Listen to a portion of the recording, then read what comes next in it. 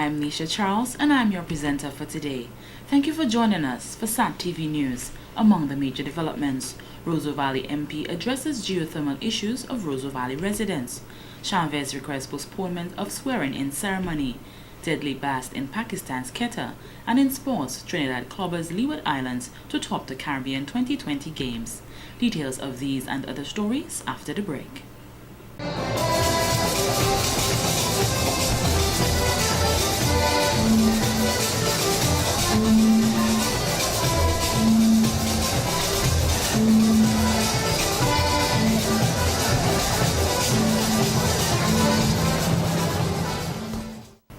Thank you for staying with us. Now for the details of the news.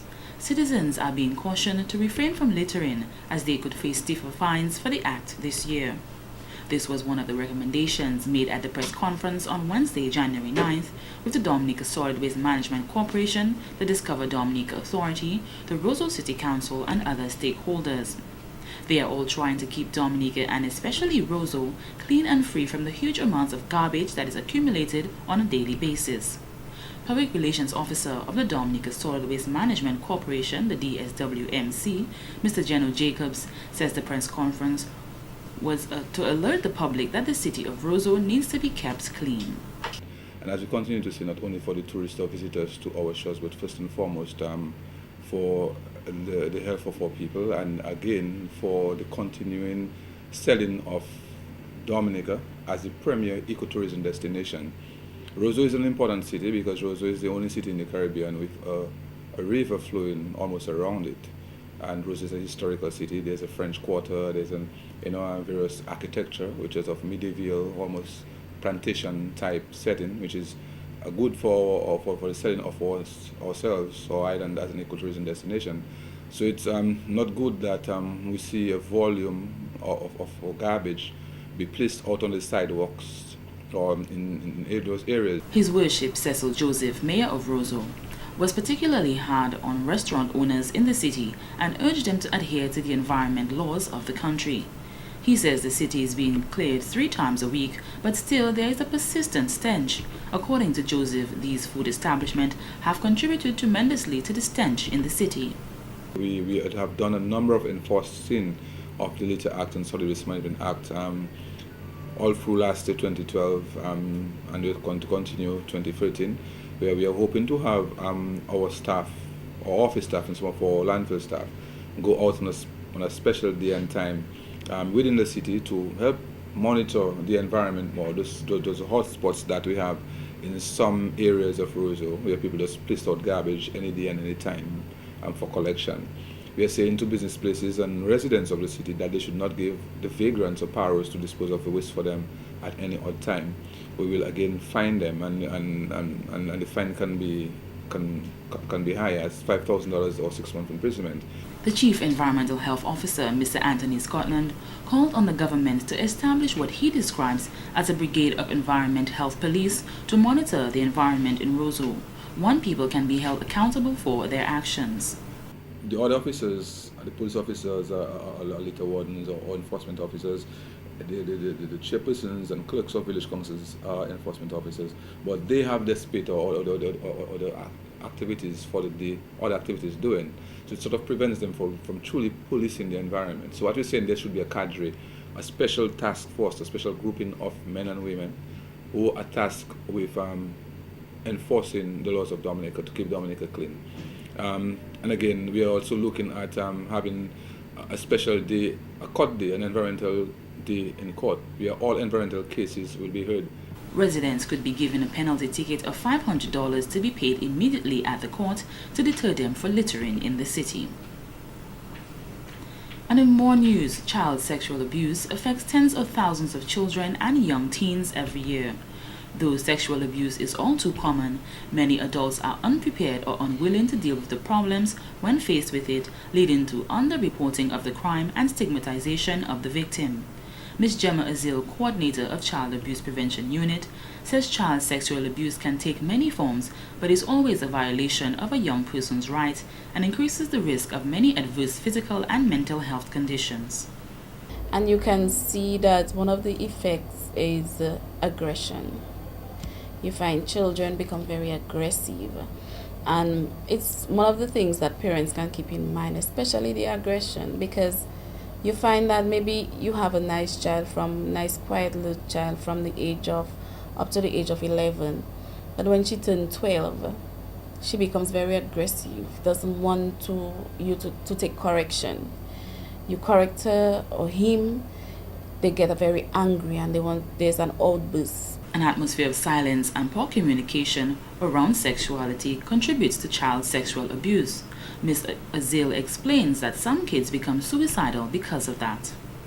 Because they find you are the one who's supposed to care for me. You are the one who's supposed to protect me from abusers, yet you are the one abusing me. And you find sometimes children, a lot of times they blame themselves because they said, well, if maybe I wasn't pretty, or if maybe I when my mother told me to come and live with her, I had gone to live with her, that would not have happened. So a lot of the time the children blame themselves and they continue with this blaming until you find that they think, it's best I am not in this world anymore. So children attempt suicide. They run away from home also, which is another thing. Youth affected by sexual abuse may come to the attention of an adult through indirect signals that something is wrong. Use of sexual language or behavior, avoidance of certain close family members or acquaintances, or avoidance of certain locations may all be indicators that the youth has experienced sexually abusive conduct by an adult or peer. Oftentimes, there are cases where the children run away from home or just stay out late just to prevent being abused. These are real examples of children not wanting to come home, trying their best, especially if they know that they live with their father and not their mother, and the father has been the one sexually abusing them. You find they will try their best to stay out as long as possible in order not to come home because they want to prevent being abused. So a lot of the times children will just go out, and I'm not saying that when you see children out at late hours, this is the reason, but these are some of the reasons. These are some of the indicators that could tell you that possibly something is going on at home. That's why the child doesn't want to go home. Ms. Azil believes that programs can help empower young people to report unwanted contact and can prepare parents, clergy, and youth-serving professionals to recognize the signs of child abuse and take appropriate action. Ms. Azil leaves us with an important message. The first thing to do is to tell somebody. You need to tell somebody because abusers, they try to keep a hold on you by threatening you. So the first thing, if a child out there, if you're being abused, the first thing that you need to do is to tell somebody. Tell somebody that you can trust.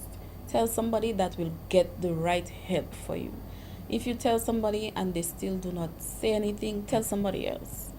In more news, the government of Dominica on Monday, December 10, 2012, signed an EC $18.1 million deal with the construction of 2 full-size geothermal wells in the Roseau Valley for the ongoing geothermal energy project.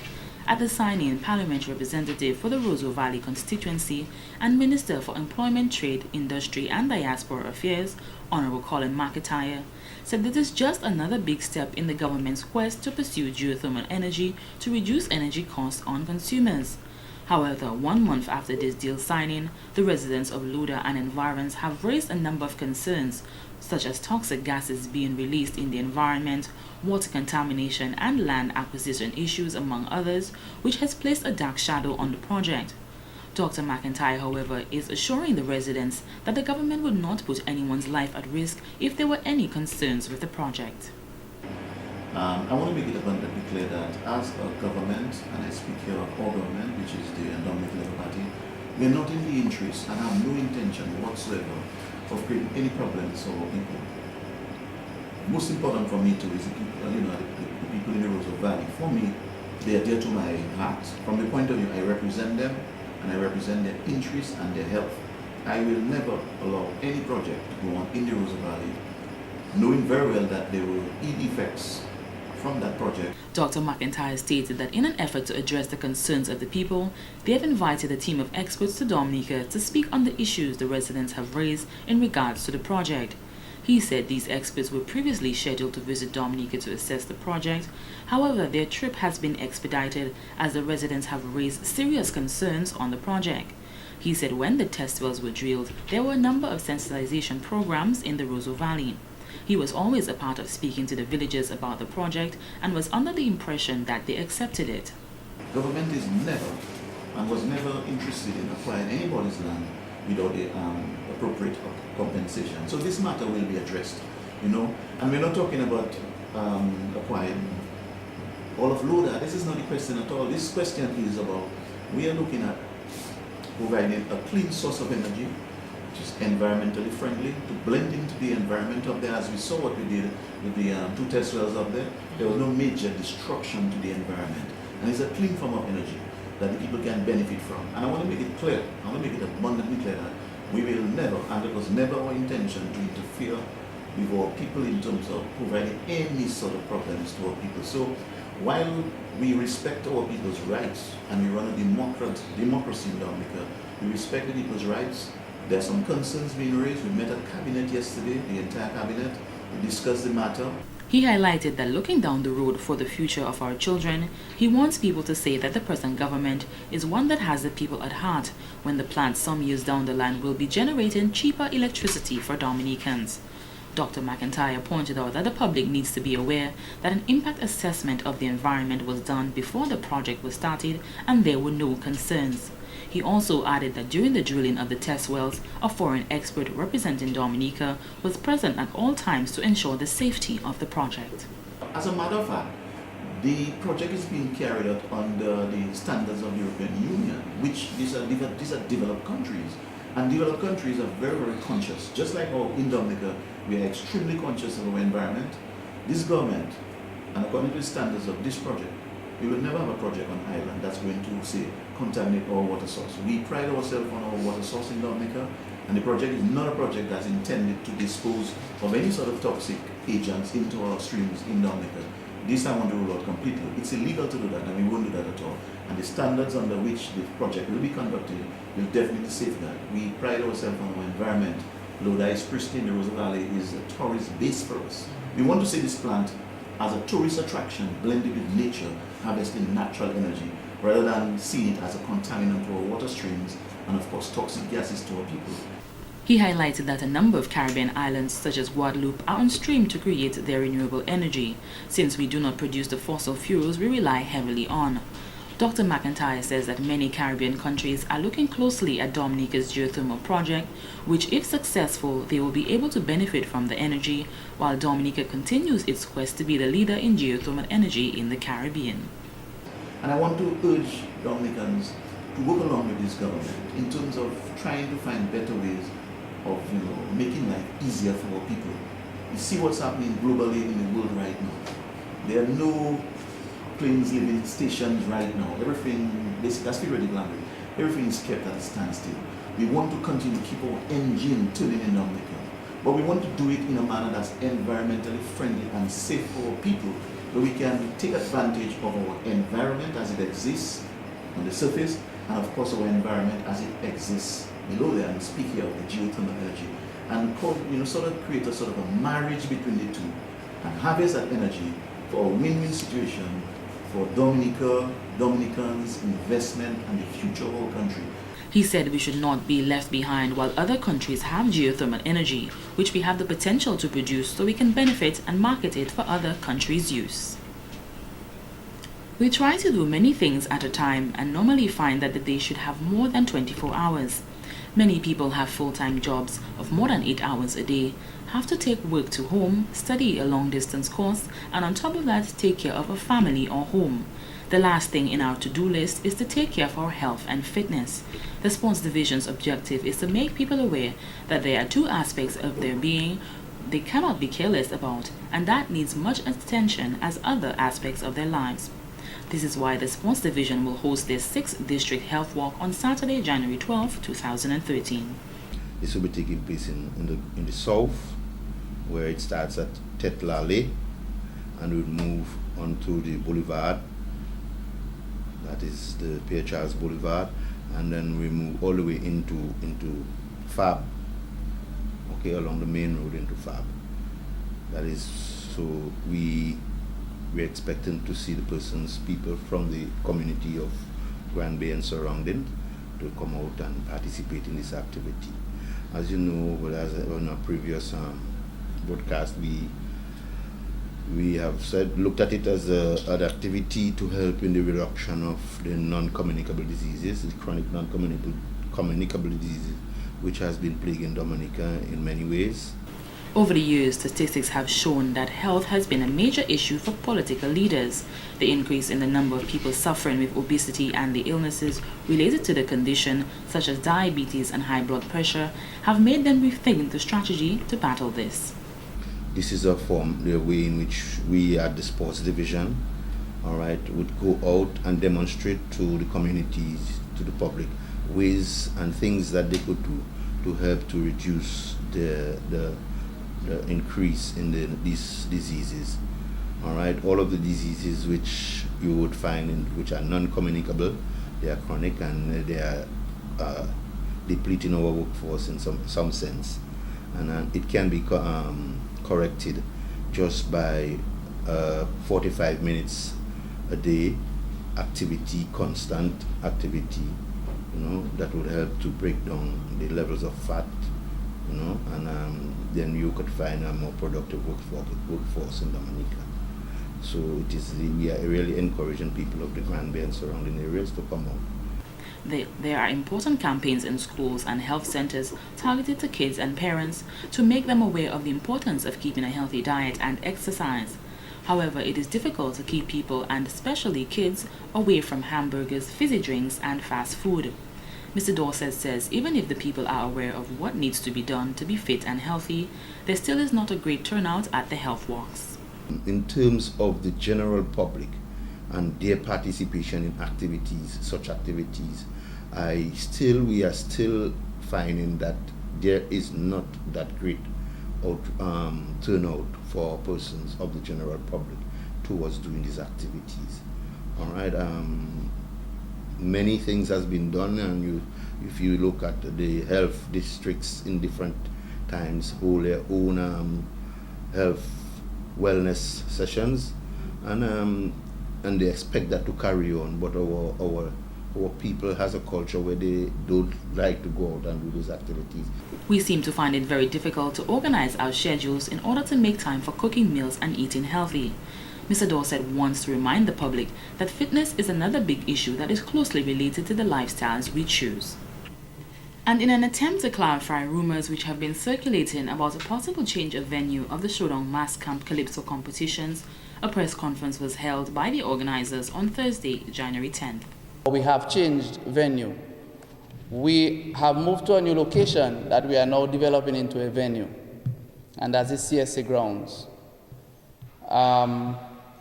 Plans are well on the way, and we are at the moment doing everything to ensure the comfort of our patrons. It's until you get there, even now, that there isn't much to see, but when you get there and you see the framework of things, then you get to understand, oh yes, man, it can happen. And then people get an appreciation of even the space that we have. We are moving to the CSA grounds, and it's not any smaller than where we have been before. It's even larger. And we are going to be covering the venue. The cover goes on today, and the venue will remain covered throughout the season and even way beyond that. Mr. Bob said that, like at the Harlem Plaza, there will be a VIP area and all who attend will be accommodated comfortably. He also pointed out that they are currently in discussions with the principal of the Dominica Grammar School to organize parking for patrons attending the shows. He says vehicle owners can feel free to park their vehicles in town, as the venue is near the police station and there will not be the traffic congestion like there was at the Harlem Plaza in Newtown. President of Showdown Mass Camp, Mr. Pat Aaron, revealed that the venue change was not something they wanted to do, but they were forced to do so. And it has a lot to do with the human dignity, which I am a very strong proponent of. I believe if you're not wanted somewhere, you got to find somewhere where you're wanted or create something of your own. And that, in a broad stroke, explains why we are at the PSU Center. We're going to be working all day today and all night, if necessary, to get the place covered. And it may not be 100% in the design that we want to do inside there, but it will be covered so our patrons won't get wet. And there will be a VIP, like Bob said. And as time goes by, every week when you come there, you will see more of the carnival village that we want to create inside there. Mr. Aaron says that mass camp supporters will get no less of the action they have been receiving over the years.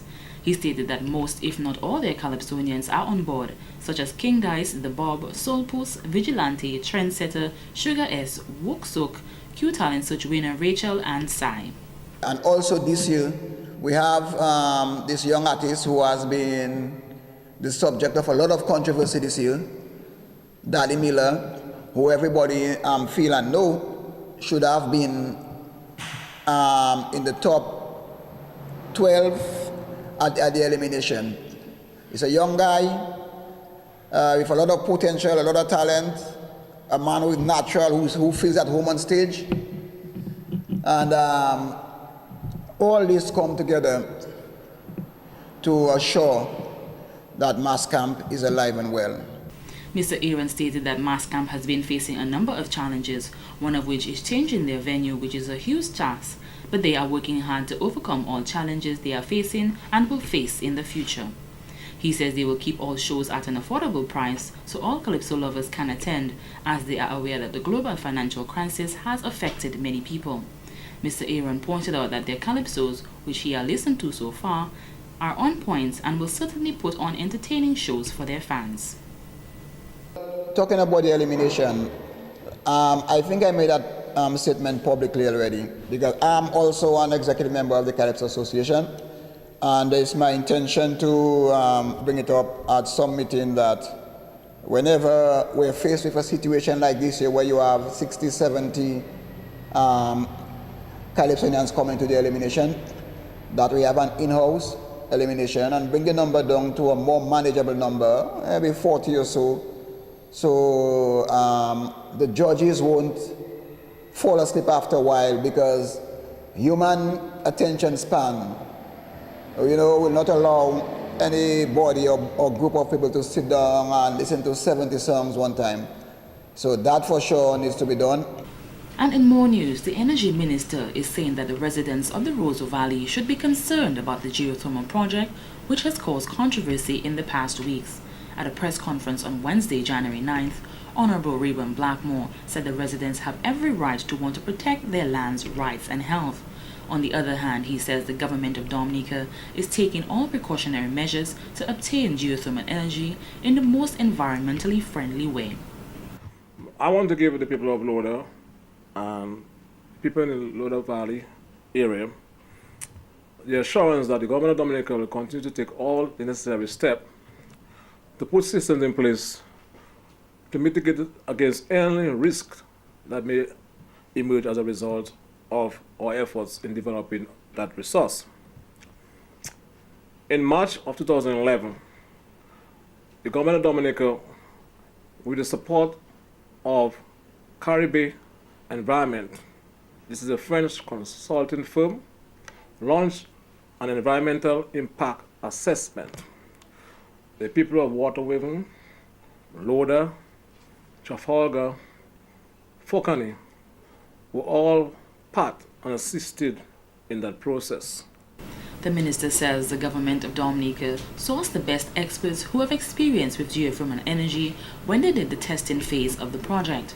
Further to that, the Geothermal Resource Group from the US was contracted to do the actual supervision of the process.